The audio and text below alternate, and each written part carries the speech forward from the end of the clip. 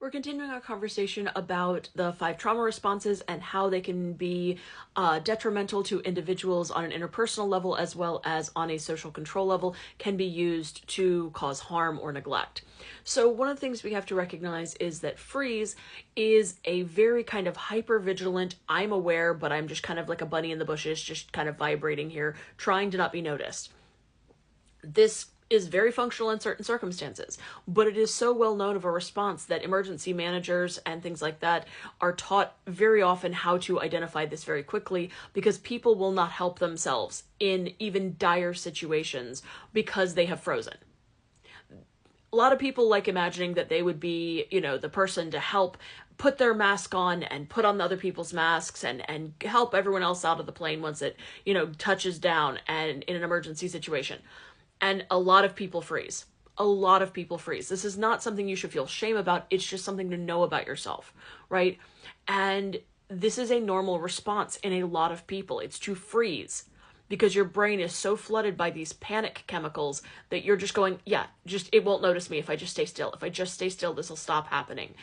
And it is a normal trauma response, but that also means that it can be used by people who provoke this in you to cause inaction. And again, in a interpersonal kind of way, freeze means that you just stop. You're just not engaging. You're just overwhelmed. The flood of chemicals inside of you has you frozen. And you're not acting, which means in an emergency situation, you are potentially going to just not be acting to save yourself or others. In plane crashes, in any kind of emergency situations, there are people who freeze up, and that is in no way like on them that they do that. Just like anger and flight and anything else, these are people trying, and their bodies are desperately trying to save them.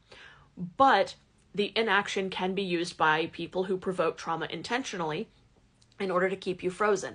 And that's what's happening with a news cycle. Just like people who are avoiding it with flight, there are people who are freezing due to overwhelm and not acting. They are just consuming endlessly the horrors of the world, and it's keeping them frozen, so they just don't do anything. Oh my God, what should I do? What should I do? What should I do? I don't know what I should be doing something, shouldn't I? I should be doing something. But they're frozen in this panicked overwhelm with the biochemicals just flooding their system that they can't act.